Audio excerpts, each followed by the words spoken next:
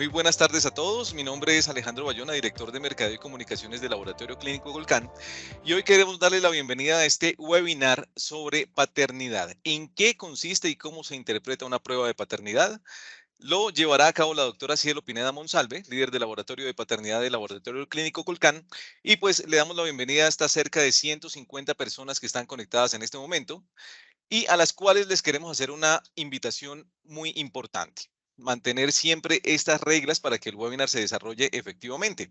El primero es que se mantengan los micrófonos y cámaras apagadas y al finalizar, como este es un webinar que va a ser certificado, al finalizar enviaremos un link para que ustedes puedan resolver una encuesta de satisfacción y asimismo poder recibir el certificado. Sería como nuestra lista de asistencia al webinar de paternidades. Y el tercer punto es que a través del módulo de PIR que aparece en la parte superior de su Teams o preguntas y respuestas, pueden dejar las preguntas que vayan surgiendo en el desarrollo de este mismo webinar. Así pues, sin más preámbulos, le damos la bienvenida a la doctora Cielo Pineda para que nos hable de este webinar, en qué consiste y cómo se interpreta una prueba de paternidad en este día. Antes que nada, feliz Día de la Mujer a todas las que están conectadas en este día. Doctora Cielo Pineda, muy buenas tardes y bienvenida. Buenas tardes, muchas gracias. Bienvenidos también a todos los que nos acompañan en esta tarde. Voy a compartir mi presentación. Estamos en el proceso de Laboratorio de Ciencias Genómicas del Laboratorio Clínico Colcán y el tema de hoy pues es pruebas de paternidad, en qué consisten, cómo se interpretan. Vamos a ver básicamente dos temas: el ADN, la investigación de la paternidad biológica, un poquito de la evolución y el fundamento de las pruebas de paternidad, el análisis de los marcadores genéticos STRs y la interpretación de los resultados. Y luego brevemente vamos a hablar de la Ley Colombiana 721 de 2001 en los procesos para establecer la paternidad y maternidad biológica. Entonces vamos a hablar un poquito de evolución y fundamento y vamos a empezar por el tema de genética forense. De pronto estamos acostumbrados nosotros en un ambiente clínico a hablar de genética en el diagnóstico de enfermedades o en temas de hereditarios en la parte clínica, pero de pronto muy poquito sabemos de la genética forense. Y podemos estar pensando en temas o en cosas como CSI. CSI es un seriado que muestra cómo la investigación forense puede llegar a permitir investigar crímenes y encontrar a los culpables, haciendo cotejos con elementos de material probatorio y haciendo investigaciones. Es ficticio, pero de todas maneras sí es real. Sí es real, y aquí tenemos un ejemplo del CSI colombiano, de una publicación que hizo el periódico El Tiempo con respecto a cómo la genética forense ayuda en la investigación de crímenes, de desapariciones, de cotejos para establecer, es justamente encontrar personas desaparecidas o para identificar personas que han sido asesinadas en la violencia en Colombia. Entonces, sí pasamos un poquito de la ficción a la realidad. Pero entonces, la genética forense no solamente es esas investigaciones criminalísticas. La genética forense es el estudio del ADN, la variabilidad o los polimorfismos de un individuo que lo diferencia del uno al otro, aplicable en los casos judiciales. Entonces, no solamente nos quedamos con la parte de crímenes o investigación de asesinatos o desapariciones, sino también tenemos ambientes como criminalística biológica, como bases de datos y como identificación, obviamente, y como última instancia, todo lo que es filiación o pruebas de paternidad. Y vamos a ver un poquito, a remontarnos un poquito a cómo se hacían antes las pruebas de paternidad. Hace mucho tiempo, pues, que se empezó a hacer investigación de paternidad biológica. Estamos haciendo un enfoque como a nivel Colombia y se empezó por estudiar el fenotipo. Como sabemos, el fenotipo es un patrón de identificación muy importante porque justamente permite hacer comparaciones de esas características que en su momento se llamaban antropoheredobiológicas. Es decir, se podían tratar de establecer paternidad o filiaciones a través de esos rasgos físicos que se heredaban del padre y de la madre. Aquí tenemos un ejemplo de los principales fenotipos que se caracterizan en nosotros los seres humanos como el color o tipo de cabello, como la estatura, como el color de los ojos, o como las facciones físicas, los rasgos, la raza. Pero entonces, afortunadamente, hemos evolucionado y tenemos que remontarnos un poquito a estos personajes. No sé si recuerden quiénes son estos personajes maravillosos, Creed Watson y Rosalind Franklin. En 1953 descubren la estructura tridimensional de la hélice del ADN, que es un gran descubrimiento para nosotros los que trabajamos en la parte de la investigación de genética, en genética clínica, en genética humana y en genética forense. Y recordemos que el ADN entonces está en el núcleo de las células. En la mayoría de las células humanas tenemos núcleo. Dentro del núcleo están los cromosomas, donde se encuentran los genes, en los genes que al desarrollarlos tenemos justamente esa hebra de doble hélice de la cadena de ADN, donde están nuestras bases o nucleótidos que son la adenina, la guanina, la citosina y la timina, como todos sabemos. Entonces, eso es muy importante para todo lo que tiene que ver con genética. Y un segundo personaje muy importante ya en el ámbito de la genética forense es el doctor Alec Jeffrey, que aún vive y que en 1984, por casualidad, logró descubrir la huella genética del ADN. Él estaba haciendo un estudio en gen de mioglobina y logró encontrar una serie de fragmentos de ADN muy cortos que no codificaban, que no expresaban proteínas, sino que eran repeticiones cortas y que se dio cuenta que estaban intercalados en ese gen. Y después se encontró que no estaban solo en ese gen, sino que estaban intercalados a través de todo el genoma humano. Y empezó a ver cómo el método también podía basarse en establecer relaciones familiares. Podría establecer relaciones familiares porque empezó entonces a ver estos patrones, por ejemplo, de estas bandas y trabajarlo con familiares o con parentesco, y a sobreponerlas se daba cuenta que podía coincidir los datos, por ejemplo, de un hijo con los datos de la madre o del padre. Entonces, ahí él descubrió, y él mismo lo dice por pura casualidad, esto es una fotografía de una entrevista que él mismo dio, con respecto a que al pegar el ADN se podía ver de esa forma para identificar un hijo con respecto a un padre o a una madre. Y que adicionalmente el ADN se quedaba pegado o nosotros dejábamos una huella de ADN. Es decir, si yo tomaba un objeto o le daba la mano a una persona, mi ADN quedaba en esa persona y esa persona podía darle la mano a otra o tomar otro objeto y transferir mi ADN a otra persona. Entonces, digamos que ese fue el descubrimiento de él en 1984. Inicialmente él lo vio con aplicaciones en patrones que se heredaban para hacer investigaciones clínicas o genéticas en el diagnóstico clínico, pero después descubrió que se podía trabajar en la parte de identificación humana. Y ya en 1987 tenemos que se hizo, él fue llamado para una investigación para establecer un delito sexual de una persona que ha sido asesinada. Y fue la primera investigación que se hizo con ADN y de huella genética en casos de identificación. De identificación a quién pertenecía una muestra y poder tener un culpable o un inocente.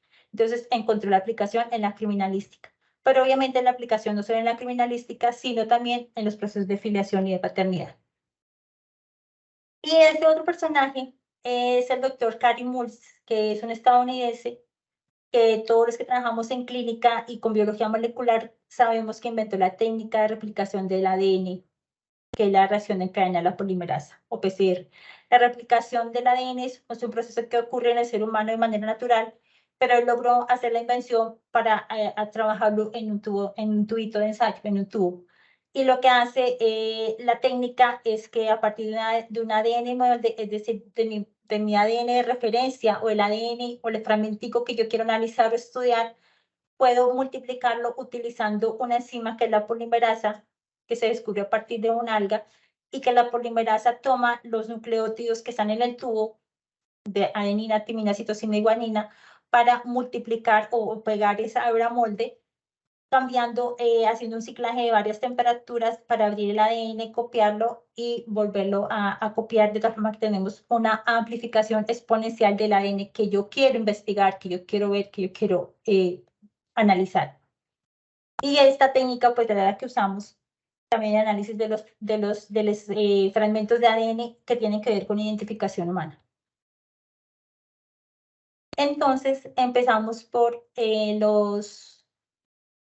la década de los 90, con la PCR se caracterizan justamente las primeras secuencias de repeticiones cortas simultáneas STR humanas.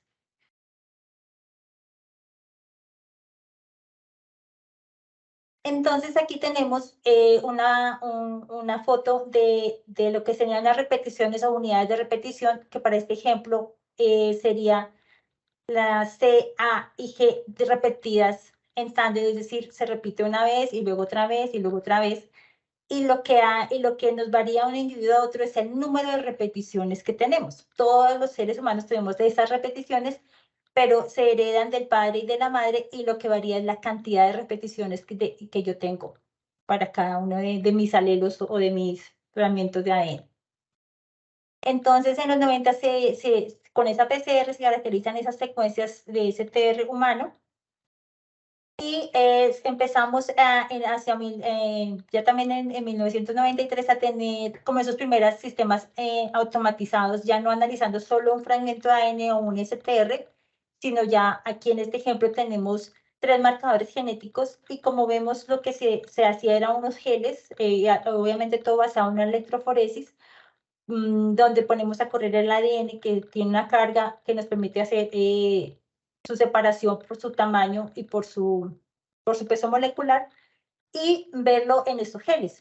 Entonces ahí ya empezábamos a ver que solo con una sola PCR podíamos tener 3 marcadores genéticos, y esto se hacía una tinción en plata o ya después con unos fluorocromos que se veían, pero también en geles de esta manera, en una electroforesis y en un gel de poliacrilamida. Entonces ya los STRs se incluyeron en el ámbito forense porque son polimórficos, es decir, son muy diferentes entre un individuo y el otro, no todos somos iguales en esos fragmentos de ADN, y porque en nuestro genoma humano como humanos compartimos mucha información genética, pero esta sí es distinta, son muy sensibles, tienen un alto poder de discriminación, analiza varios loci simultáneamente. Entonces, todas esas son las ventajas que hacen que estos marcadores genéticos pequeñitos, llamados STR, se utilicen en identificación humana y se utilicen en las pruebas de paternidad biológica.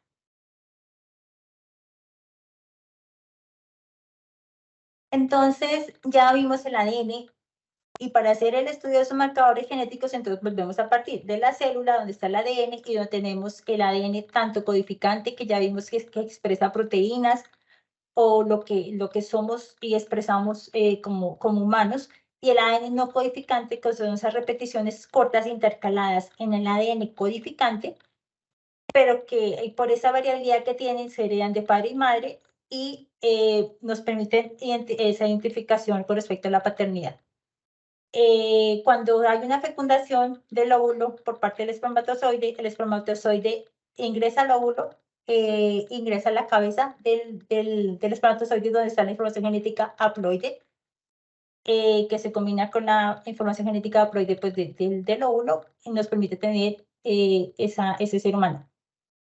El ADN mitocondrial se encuentra en la cola del espermatozoide, pero la cola del espermatozoide se pierde cuando se hace la fecundación, y por eso es que el ADN mitocondrial se hereda solamente por línea materna y no por línea paterna.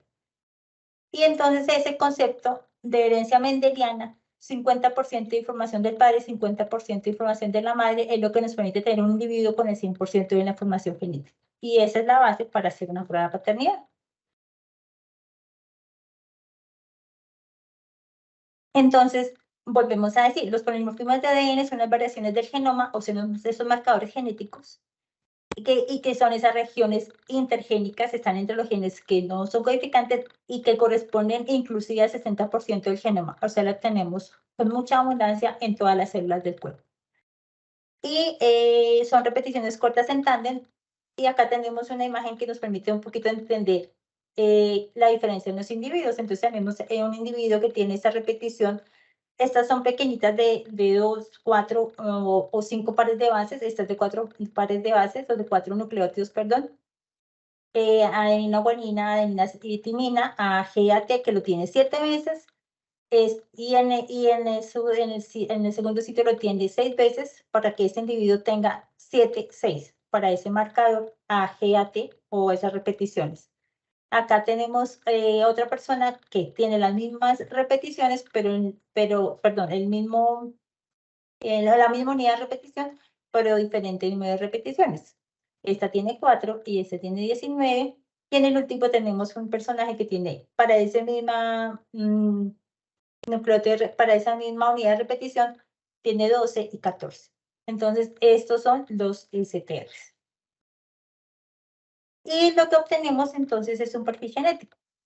Tenemos los alelos, que son las formas alternativas de los polimorfismos del ADN en un cromosoma, es decir, cada numerito es un alelo. Por ejemplo, acá tenemos este marcador STR, se llama CSF1PO y el genotipo es 1011, es decir, el alelo 10 y el alelo 11. Tenemos también un concepto de si son homocigotos o heterocigotos. Es decir, la forma de esas variaciones son idénticas heredadas de padre y madre o si son diferentes. Entonces, para este marcador de 13S317, el genotipo es 1111, es homocigoto porque le heredé 11 repeticiones del padre y 11 repeticiones de la madre. En el caso de que esas variaciones sean diferentes, se llama heterocigotos. Por ejemplo, en el marcador de 21, ese 11 que vemos acá es 30, 31.2. Y el genotipo es la combinación de esos alelos, lo que nos permite tener un perfil genético, que es el análisis de esa combinación. Entonces, para hacer una paternidad, yo lo primero que hago es obtener un perfil genético de cada persona. Yo puedo hacer un perfil genético sin necesidad de cotejarlo con nadie y tenerlo como base para tener justamente mi identificación. Lo pueden estar solicitando para un visado o lo puedo tener para una notificación post-mortem o pues simplemente para tenerlo. De hecho, también yo he visto que hay obras de arte, que hay cuadros donde tú puedes dibujar o representar en bandas tu perfil genético, como un dato curioso. Listo. Tenemos otro contexto que revisar, que son los sistemas de identificación humana. La Comisión de ADN de la Sociedad Internacional de Genética Forense, la ISFG, define la nomenclatura de esos alelos, que ya vimos cuáles son los alelos de los marcadores genéticos, son esos numeritos. Entonces acá tenemos los cromosomas, recordemos que nosotros tenemos 22 cromosomas autosómicos son los sexuales y los cromosomas sexuales que es el X y el Y. Y acá tenemos dibujados los nombres de esos marcadores genéticos. La nomenclatura estándar se da de acuerdo a la localización en el genoma. Entonces, si está localizado en un gen, entonces el marcador tiene el nombre del gen. Entonces, por ejemplo, acá en este cromosoma 12 está el marcador BWA, que es del factor von Willebrand, y por lo tanto ese marcador se llama BWA. Y puede ser el nombre del cromosoma y el locus, que el locus es la ubicación, o la posición en la que está en el cromosoma si el marcador está por fuera del gen. Entonces, por ejemplo, este marcador de 8S1279 está en el marcador en el cromosoma 8. Entonces aquí, así es que se tipifican o se enuncian o se llaman los marcadores genéticos.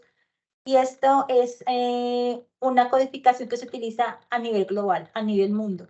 Por eso es que esto es un mismo idioma para todos, independientemente del idioma del país, del continente que nos encontremos, y se puede hacer un cotejo en cualquier lugar del mundo. Este mapa de esa posición de esos marcadores genéticos está en el CODIS, que es el Sistema de Índice Combinado de ADN del FBI, que inicialmente tenía 13 o 13 ubicaciones de esos marcadores genéticos, y después en el 2017 se expandió con 7 adicionales para tener en ese momento un CODIS con 20 marcadores genéticos.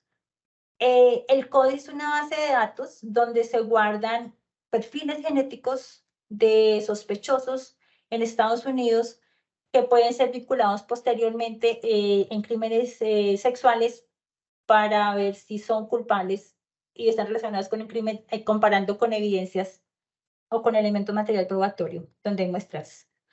Y eso, para eso se usa básicamente, pero el COVID ha tenido con muchas modificaciones, en Colmet tiene alguna aplicación, y hay diferentes bases de datos.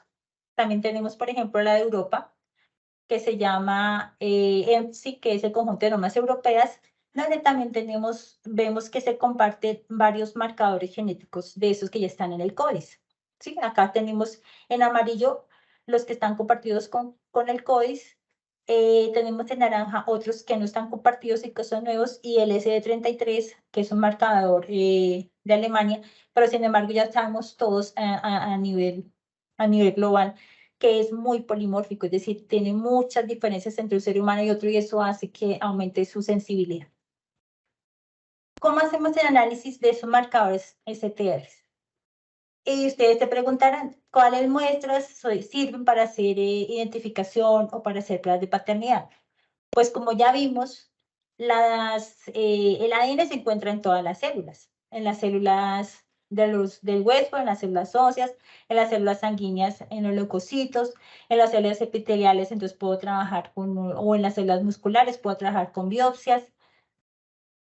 En las células de secretoras, puedo trabajar con mucosa oral, puedo trabajar con flujos vaginales, puedo trabajar con semen. Entonces, en todas las células humanas yo tengo toda la información genética y a partir de cualquiera de ellas puedo obtener la información de los marcadores genéticos STRs.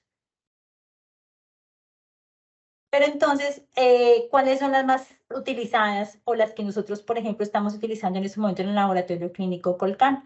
Trabajamos básicamente con muestras de sangre que se obtiene por punción básicamente en el dedito de la mano, donde se toma directamente en una tarjeta de papel tratado. Químicamente, que lo que hace es lisar la célula y liberar el ADN para que en el laboratorio ya tengamos ese ADN, y esa tarjeta también hace que se conserve mejor la muestra, tenemos menos inhibidores y menos contaminación. Entonces, es una muestra muy fácil de tomar, que no requiere ninguna preparación, se puede tomar en cualquier momento, el ADN no se altera bajo ninguna circunstancia, entonces tampoco requiere ninguna condición especial. La siguiente muestra que se toma, que pues no es invasiva, es la célula de hisopados de mucosa oral o de mucosa bucal. Se toma con un hisopo en la boca, donde estamos haciendo una recolección de las células epiteliales, que hay que tomar pues digamos, con más cuidado, en el sentido de poder recolectar mayor número de células para tener una buena muestra, y que también se puede colocar en un soporte de tarjeta de papel tratado para su trabajo en el laboratorio. También podemos hacer las pruebas de paternidad durante madres en gestación, pues también con una técnica invasiva, donde un médico ginecólogo, bajo una supervisión ecográfica, toma una nueva muestra de líquido amniótico, una amniocentesis, y en esa muestra de líquido amniótico están las células de ese bebé, y por lo tanto también las puedo analizar para compararlas con las de su madre y su presunto padre. La edad gestacional ideal es de 18 a 20 semanas. Donde pues ya se puedan hacer tanto el procedimiento como a que tengamos suficientes células epiteliales, y no tanto, porque también ya están mezcladas, o podemos tener una mezcla del perfil genético materno cuando ya tienen pues muchas semanas, y ya es mejor esperar a que nazca el bebé. Y entonces, ¿qué pasa en el laboratorio? En el laboratorio empezamos por una extracción de ADN, purificación o preparación de la muestra, donde básicamente hay una lisis celular, una precipitación de proteínas y una obtención del ADN que se lava y se hidrata. Eso es una extracción básicamente de ADN. Y también tenemos, si yo tomo la muestra en una tarjeta de papel tratado, lo que hago simplemente es que, como ya les dije, el papel ya lisa la célula, entonces lo que tengo me queda en la tarjeta con proteínas. Lo que yo puedo hacer es limpiar esas proteínas con una solución de lavado, dejando la muestra sobre la tarjeta de papel, y ya obtengo el ADN.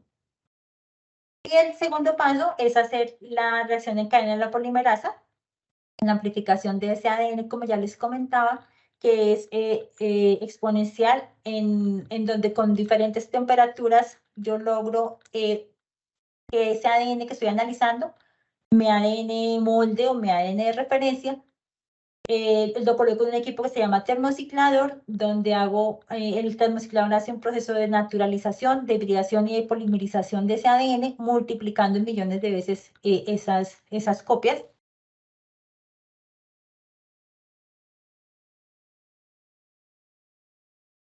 Doctora Cielo Pineda, su micrófono se silenció. Gracias, Alejandro. Perfecto. Gracias. En la amplificación la hacemos con kits comerciales de esos marcadores genéticos STRs, donde entonces, como veíamos, en un momento solo habíamos empezado por analizar solo 4 marcadores, pero las técnicas han evolucionado tanto que yo puedo en este momento estar analizando hasta más de 20 marcadores en una sola reacción. ¿Qué es lo que permite hacerlo de esta manera? Que los primers o mis fragmentos de referencia de ADN son marcados con fluorocromos y luego durante el proceso de electroforesis yo puedo evidenciar en diferentes colores esos fragmentos que pueden estar compartiendo el mismo tamaño o peso molecular. Entonces, esta es una fotografía de un kit de ADN de Thermo Fisher que justamente nos permite tener esta cantidad de genes, perdón, de marcadores genéticos STRs en una sola reacción de cadena de la polimerasa.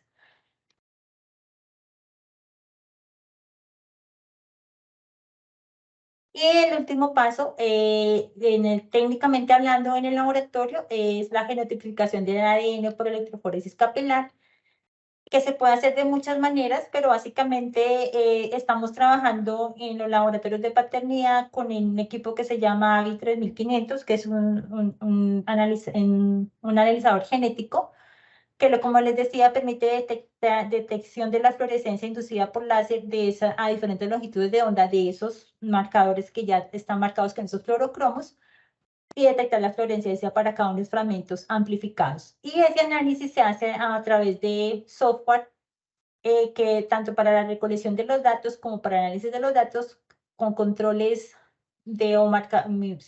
controles de referencia o mi patrón de referencia que me permite saber qué peso molecular tengo, qué marcadores y luego poder tener el análisis en el laboratorio. Son controles de calidad pues internos que permiten digamos, optimizar y garantizar el proceso técnico de esta lectura que hacemos en estos equipos de electroforesis capilar. Y lo que obtenemos son gráficas que se llaman electroferogramas. Este es un ejemplo del electroferograma que obtenemos en el AVI 3500, donde como vemos entonces ya no vemos las banditas, que esto también se puede hacer en un gel y podemos ver las bandas, pero este equipo nos permite verlo en esta forma de estas señales y lo que hacemos es leer estas señales para luego compararlas. Entonces, esto es un resultado para un solo individuo, donde tengo, en el primero tenemos, por ejemplo, acá estas bandas azules y en estas bandas azules tenemos el marcador de amelogenina que nos permite saber si el individuo es XY o es XX, es decir, si es hombre o es mujer. Y luego tenemos acá 1, 2, 3, 4 marcadores genéticos. Entonces, para el primero, este individuo, que este marcador se llama TH01, él tiene 6 y 9 repeticiones. Entonces tenemos los fluorocromos en azul, en verde, en amarillo, que se ven como negro, en rojo y en fucsia. Entonces, esto es un perfil genético de una sola persona. Y entonces vamos a ver cómo hacemos interpretación de resultados ya haciendo comparación de esos perfiles genéticos o de esos resultados para investigación de la paternidad. Entonces, recordemos que podemos hacer paternidad de un hijo teniendo tanto el presunto padre como a la madre.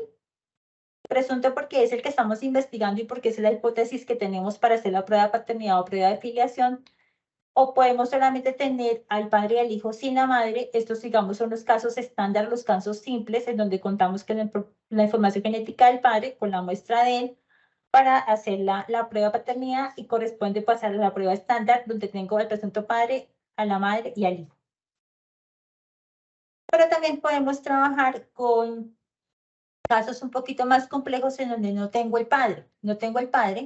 Entonces yo puedo estar hablando de trabajar con el presunto abuelo y la presunta abuela paterna, es decir, los padres biológicos de este padre fallecido, y cotejarlo con la información genética del hijo y de su mamá. Entonces recordemos que porque es importante tener las 4 personas, pues porque como no tengo al padre y estamos hablando de herencia genética mendeliana, 50% del padre, 50% de la madre, yo lo que cotejo es la información del hijo con la mamá y ya sé cuál está aportando la madre, el 50%.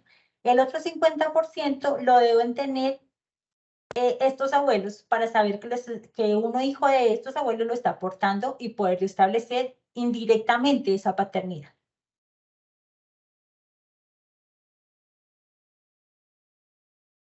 Lo mismo pasa con los casitos complejos sobre todo de disputa de herencias, donde hay un padre fallecido que tiene una familia, donde tiene 3 hijos biológicos reconocidos y la madre de ellos, y aparece un hijo que está pidiendo filiación y su madre. Entonces yo analizo justamente la información nuevamente del hijo con la madre que ya tengo.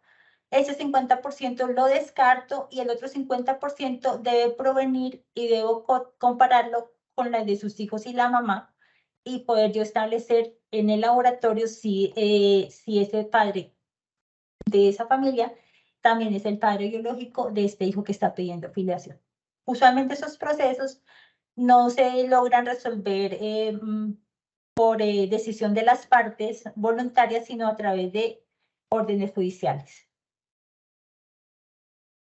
Entonces ya podemos ver que yo puedo tener un sinnúmero de pruebas, o sea, todas se basan en lo mismo, en la comparación de los perfiles genéticos para ver si se comparte o no esa información genética. Y en mi portafolio de servicios, entonces yo tengo el caso del padre con el hijo, tengo el caso del padre y el hijo con la madre, que es la ideal, no porque dude de la madre, sino porque ella me aporta el 50% de la información genética y ya sí sé cuál debe provenir del padre, o puedo hacer pruebas de maternidad que también en ocasiones se requiere analizar. Puedo hacer entonces el caso con abuelos paternos, como ya vimos, puedo hacer otras paternidades complejas como la que ya les acabo de explicar, o puedo hacer pruebas de paternidad durante el periodo de gestación, ya sea de la madre o puede ser también con los abuelos cuando el padre está ausente. Entonces, este realmente es el portafolio con el que contamos en este momento. Hay muchas diversidad de análisis o de cotejos, pero pues este es el básico que tenemos. ¿Y qué resultados podemos obtener? Entonces, se comparan los perfiles genéticos y tanto en casos simples como en casos complejos podemos tener exclusión de la paternidad cuando los marcadores STR no son concordantes y no exclusión de la paternidad cuando los marcadores son concordantes. Y adicionalmente se estima la probabilidad de la paternidad o de la maternidad. La exclusión se hace cuando de todos los marcadores genéticos analizados, que de acuerdo al CODI serían por lo menos 13 o por lo menos 16 según Europa, mínimo 3 marcadores están incompatibles. Con 3 que no coincidan entre el padre y el hijo, se puede excluir la paternidad. Y cuando se hace el análisis de la paternidad compatible, no se excluye la paternidad, la probabilidad de paternidad debe ser superior al 99.9%, según la ley 721 del 2001, que ya la vamos a ver, o podemos tener unos resultados no concluyentes en los casos complejos, en los casos donde el padre está ausente, donde la ley nos pone una probabilidad de paternidad superior al 99.99%. Entonces acá tenemos un casito de una comparación. Entonces acá a la derecha tenemos el hijo para estos 6 marcadores, perdón, 1, 2, 3, 5 marcadores genéticos. Y acá tengo M de la madre y acá el P que es del padre. Entonces vamos a mirar este casito. En el marcador de 16 es 539, este niño es 10, 13. Y si miramos la mamá es homocigota 10 y le aporta el 10 al hijo porque sabemos que ella es la mamá y nos genéticamente corresponde. Y el padre de este hijo debe tener un 13. Resulta que este presunto padre es 10, 11, pero ya sabemos que la mamá le aportó el 10, por lo tanto el padre de este hijo debe ser 13. Y acá vemos que este señor es 10, 11, por lo tanto para este marcador está excluido. Entonces yo no analizo no solo el marcador, sino como les decía, por lo menos 16 a 20 marcadores genéticos. Entonces acá tenemos un reporte de estas gráficas, se vuelven numeritos, es decir, yo después de que las analizo, las traduzco en una tabla con los números donde aparece la información genética en la primera columna con el marcador genético que estoy analizando, el STR, y la información para el presunto padre, la madre y el hijo. Ya vimos que en este casito no concuerda la información entre el hijo y el presunto padre. Por ejemplo, para este marcador, en el número 6, el hijo es 14-15, la madre es 15-15-3, la mamá le aporta el 15, el padre este hijo debe ser 14, pero resulta que este señor es 15-3-16-3, por lo tanto se excluye. Y acá tenemos más de 3 exclusiones y para este caso se declara que hay exclusión de la paternidad. Cuando los datos que se comparan están compatibles, entonces el índice de paternidad se expresa cuántas veces es más probable que el alelo o el marcador del hijo apoye la hipótesis, como les decía, hablábamos de hipótesis de que el individuo en cuestión es el verdadero padre biológico y no otra persona en la población. El índice de paternidad es X, es decir, X es la probabilidad de que ese señor sea el padre sobre Y, es decir, la probabilidad de que otro individuo de la población sea el padre. Y tenemos que la probabilidad de paternidad es eso mismo, pero expresado en porcentaje, donde ese índice, la probabilidad de paternidad es el índice de paternidad sobre el índice de paternidad más 1%, y se expresa en porcentaje. Entonces, en los casitos donde son compatibles, además de tener los datos genéticos del presunto padre y el hijo, estoy informando el índice de paternidad y la probabilidad de paternidad de cada marcador, y al final del informe la acumulada, es decir, la multiplicación. Y yo debo tener esa multiplicación de probabilidad de paternidad superior al 99.9% cuando está el padre, para decir que él tiene esa probabilidad de ser el padre biológico de ese hijo.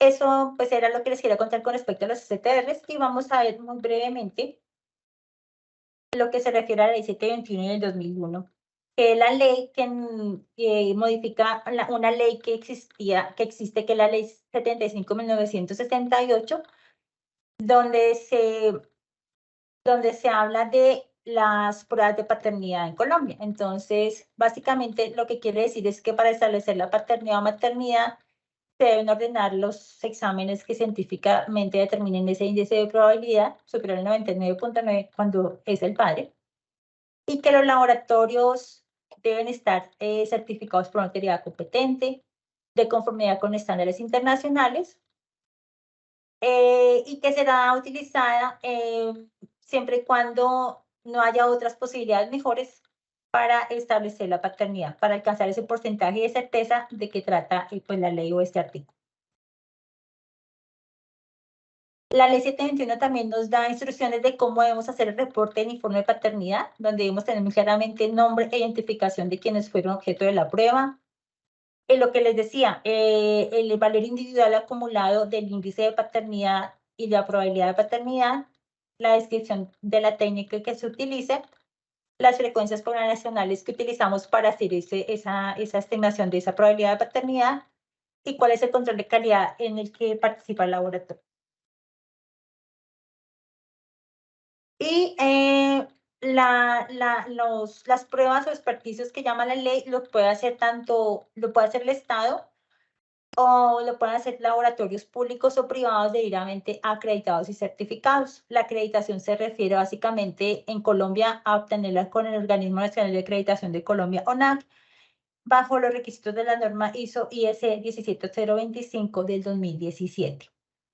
La acreditación y certificación se hará una vez al año a través de ese organismo de acreditación y de certificación. Y el organismo de certificación en Colombia pues, puede ser bajo la norma ISO 9001. En Colombia hay varias entes que certifican bajo la calidad ISO 9001. Y además, pues cumplir con los requisitos del laboratorio clínico, con los requisitos de genética forense, en lo que se refiere a control de calidad, bioseguridad y demás exigencias que se reglamenten en el proceso de acreditación y de certificación. Pues finalmente les cuento que Colcan tiene acreditación ante el ONAC bajo esta norma, como el código 21 LAB 057. ¿Qué hace el ONAC? Evaluar la competencia que tienen los laboratorios o los organismos, que son los laboratorios, para realizar su actividad conforme a normas internacionales de evaluación en campos mundialmente reconocidos. Pero lo importante acá es la competencia del laboratorio para realizar la prueba como tal. Y nosotros en la página del ONAC encontramos ese directorio oficial de acreditados, donde la búsqueda la puedes hacer por sectores industriales, y justo en el sector de genética forense es que encontramos al Laboratorio Clínico Colcan y los laboratorios particulares o públicos acreditados en Colombia. Colcan tiene ya su certificación otorgada el 24 de noviembre del 2022 para realizar específicamente el análisis de CTRs con fines de filiación e identificación. Pues esta era mi presentación, Alejandro, gracias a todos por su asistencia y pues atenta a sus inquietudes o comentarios. Pues en este momento se abre el espacio de preguntas y respuestas a través del módulo que ustedes ven en la parte superior de Teams o a través del mismo chat de la plataforma para que la doctora Cielo Pineda pueda darle respuesta a cada una de sus inquietudes de acuerdo a este webinar que trató sobre paternidad, en qué consiste y cómo se interpreta una prueba de paternidad. Doctora Cielo, tenemos algunas preguntas ya a través de las diferentes plataformas por donde hemos invitado a las personas a conectarse a este webinar. Más de 200 personas en este momento conectadas a nuestro webinar para que estemos listos a la cantidad de preguntas que van a llegar por allí. Así que le damos paso a Iván, quien se va a encargar de leer todas las preguntas, doctora Cielo. Gracias, Alejandro. Claro que sí. Tenemos ya la primera pregunta a través del chat y es la siguiente, doctora. Si no se cumple el 99.9%, ¿se excluye paternidad? No, digamos que cuando la paternidad se excluye, la probabilidad de paternidad es cero. Entonces, con 3 exclusiones que yo tenga, al multiplicar las otras probabilidades que sí me den y la multiplico por cero, pues mi acumulada paternidad es cero.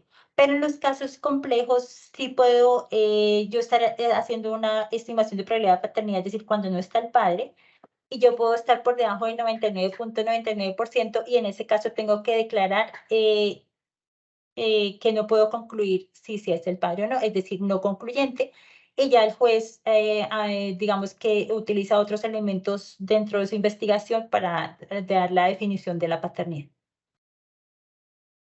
Gracias, doctora. La siguiente pregunta es, ¿qué profesionales están capacitados para hacer análisis de muestras e interpretación de resultados?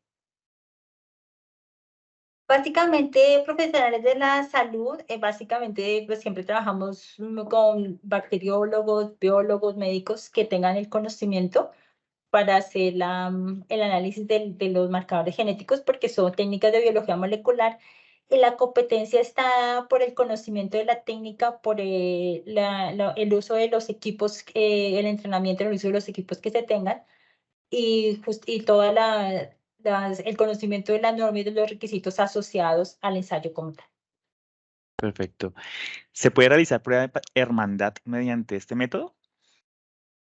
La prueba de hermandad, digamos que es una de las más solicitadas, porque se piensa si son medios hermanos o no, pero es una de las más complejas por lo que les decía. No puedo solamente establecer si la comparación de los 2 hermanos me puede dar o no una paternidad. Debo recurrir a otros familiares, a los abuelos, a otros hermanos, para, si ese padre no está, ver cómo puedo hacerlo. O sea, básicamente siempre se va a tratar de una prueba de paternidad y tengo que tratar de buscar los familiares que me aporten esa información. Con solamente 2 hermanos, y hay laboratorios que de pronto lo puedan hacer, pero necesito un análisis de bastantes marcadores y es posible que no se llegue a una conclusión con respecto a esa afiliación. Doctora, con una prueba no es no concluyente, ¿cómo se define? ¿Hay otra prueba? No, pues digamos que una no concluyente usualmente se analiza en más de un laboratorio, o sea, se analizan más marcadores, se agotan todos los recursos de tal forma de poder saber si logramos pasarla de no concluyente a concluyente. Sí, habría que analizar más marcadores. Pero si no, lo que le digo, tendría que el juez, a partir de otras evidencias diferentes a la prueba de paternidad, establecer el resultado, no, la resolución, o sea, o la solución sobre esa afiliación. Gracias, doctora. ¿Quiénes están autorizados para el proceso de la toma de muestra? O sea, ¿qué formatos hay que tener en cuenta? Para la toma de muestra, básicamente necesitamos un consentimiento informado donde se autorice la toma de la muestra. Entonces, si tengo un menor de edad, debe autorizar la toma de la muestra o la madre o el padre que lo tenga reconocido, porque en Colombia no hay legislación respecto a quién pueda firmar el consentimiento de una prueba de paternidad, pero lo hacemos basados en el registro civil. Y si no tengo el registro civil, debe presentarse la madre con el acta de nacido cuando en caso de recién nacidos o menores de edad. Y otro documento súper importante es la cadena de custodia, donde yo pueda trazar desde que se toma la muestra por qué manos o quienes han tocado, manipulado o están en contacto con la muestra para garantizar que la muestra no ha sido alterada. Doctora, si lo me permito tomar un segundo para indicar a las personas que siguen conectadas al webinar que al final de la sesión de preguntas estaremos enviando el link para que ustedes puedan registrar su asistencia y a través de ese registro de asistencia nosotros poderles enviar el certificado de asistencia al webinar como tal. Entonces le damos nuevamente paso a Iván para que nos continúe mencionando las preguntas que ha dejado el público en este webinar. Gracias, Alejandro. Claro que sí. Si las pruebas son no concordantes, ¿se puede solicitar confirmación con otra variable si el padre no está vivo? Creo que esa pregunta ya la habían hecho, pero pues para los que pronto no les quedó muy claro. Si está excluido y se está Sí, excluido, ¿qué? si las pruebas son no concordantes, ¿se puede solicitar confirmación con otra variable si el padre no está vivo? Sí, digamos que hay que mirar es las personas disponibles para poder establecer la paternidad. Y hay procesos en que hacen más de una prueba de paternidad. Depende de los familiares que tenga y tener la certeza o por lo menos basándose en que, por ejemplo, los abuelos paternos sí son los padres biológicos de ese padre que ha fallecido, porque si resulta que de pronto ese abuelo no es el padre, pues voy a tener una exclusión falsa de la paternidad, presumiendo que ellos eran los abuelos paternos. Esos casitos son más complejos y a veces si la persona fallecida no ha sido cremada, es mejor hacerlo a través directamente del análisis de los restos óseos del fallecido. Gracias, doctora. ¿Utilizan programas que faciliten los cálculos de paternidades? Sí, claro. Se pueden hacer en Excel, pues con las fórmulas estadísticas ya definidas para establecer las probabilidades o estimación de la paternidad, pero hay software que utilizando las bases de datos de las frecuencias poblacionales hacen la estimación. ¿Hay posibilidad que a futuro se puedan analizar el ADN en el cabello? En el presente. El ADN sí se puede analizar en el cabello. Lo que pasa es que debe ser arrancado de raíz, porque el ADN de donde están los STRs, o donde está el ADN genómico, está en el bulbo del cabello y no en un cabello arrancado. En el resto del cabello solo tengo ADN mitocondrial. Hay laboratorios que sí lo hacen.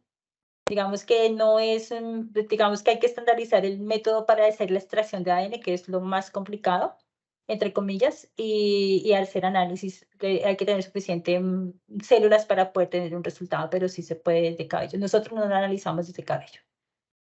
¿Las tinturas capilares alteran la prueba del cabello? No, por lo que les digo, porque estamos hablando del ADN que está en el bulbo, que está arrancado. Yo no puedo trabajar con cabello cortado porque ahí solo tendría ADN mitocondrial. Igual el ADN no se altera y por eso es que yo puedo hacer estudios de genéticos de muestras de hace muchos años sin que se haya alterado, porque esos fragmentos de ADN son muy pequeñitos. Pero entonces de cabello arrancado. ¿Hay algún impedimento legal para la toma de muestra sanguínea a otro tipo de muestra invasiva? Digamos que lo importante es la firma del consentimiento. En Colombia no hay legislación. Pero hay personas que de pronto pretenden tomar muestra de una persona recién fallecida a partir de una biopsia de músculo, por ejemplo, pero si no hay una orden judicial, pues no se puede tomar. Entonces, pues depende de eso.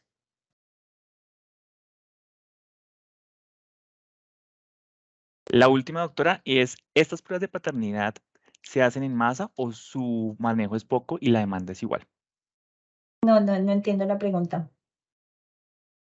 Bueno, la persona que nos acaba de hacer la pregunta, si acaso tenemos el formulario para que de pronto también nos pueda hacer mucho más ahondar en esta pregunta y nosotros Porque en masa, me la repites nuevamente a ver si Sí, logro ¿estas pruebas de preguntar. paternidad se hacen en masa o su manejo es poco y la demanda igual? Pues la demanda no es baja, la demanda es alta. Y no sé qué quiere decir si se hacen en masa, pues a cada individuo se le hace su perfil genético y en cada caso se necesita un consentimiento. Puede ser particular por decisión de las personas o puede ser por orden judicial cuando hay una investigación de paternidad o de impugnación de paternidad. No sé si logré resolver la pregunta de la persona que contestó. El que preguntó, perdón. Pues doctora Cielo, de verdad que agradecemos mucho la participación en este webinar y a todas las personas, a las más de 200 personas que estuvieron conectadas en este webinar, muchísimas gracias. Todas las preguntas no han sido leídas efectivamente como lo dicen por ahí en el chat, pero el tiempo pues se nos ha cumplido. Estábamos programados para 1 hora, comenzamos a las 4, terminamos a las 5, respetando el tiempo de las personas que se conectaron puntualmente. Doctora Cielo, muchísimas gracias por su participación. Todas las preguntas que vayamos a recibir a través del chat de este webinar o a través de nuestras redes sociales o a través de nuestros correos electrónicos, pues se las haremos llegar y próximamente las publicaremos en nuestras redes sociales y en nuestro blog. Sí, muchas gracias a todos, muchas gracias a ti Alejandro y a todo el equipo por esta invitación y aquí en Colcan siempre dispuestos para atender sus inquietudes. Muchísimas gracias, doctora Cielo. Y así como les había prometido hace un rato a todos los asistentes, vamos a enviar el link para que ustedes registren su asistencia y con ese registro de asistencia poderles enviar el certificado de la misma asistencia a este webinar. Pero no sin antes, no los quiero dejar ir sin antes mencionarles lo que les estaba comentando hace un rato sobre HealthU. HealthU es una plataforma de educación para que ustedes puedan hacer allí diplomados y demás cursos para el tema de las personas que están involucradas en el sector salud. Allí encontrarán algunos diplomados con los que ustedes pueden participar también y enterarse. ¿Qué es HealthU? Pues como les venía diciendo, es una academia que forma talento para laboratorios, flexible, dinámica y centrada en el hacer en contexto, en la que desarrollan y fortalecen competencias laborales para el sector salud. En la siguiente diapositiva, ustedes también podrán escanear un código QR o apuntar el número telefónico para que ustedes puedan recibir mayor información sobre los diplomados que están aquí mencionados. Buenas prácticas de laboratorio de microbiología, gestión de la calidad analítica, humanización de los servicios de salud o toma de muestras de laboratorio clínico. Las personas que quieran profundizar sobre alguno de estos conceptos pueden escanear ese código e ingresar a nuestra plataforma de HealthU para que ustedes puedan tomar los cursos allí. Y una última invitación es a una masterclass a la cual se pueden ustedes conectar escaneando el código QR sobre el ABC del control de calidad en pruebas POCT. Así pues, le damos el cierre a este webinar. ¿En qué consiste y cómo se interpreta una prueba de paternidad? Dictada por la doctora Cielo Pineda Monsalve, líder de laboratorio de paternidad del Laboratorio Clínico Colcan. Mi nombre es Alejandro Bayona, director de Mercado y Comunicaciones, y les dejamos allí el link para que ustedes puedan registrar su asistencia y pues puedan recibir a través del correo electrónico el certificado de la misma. Muchísimas gracias por su participación.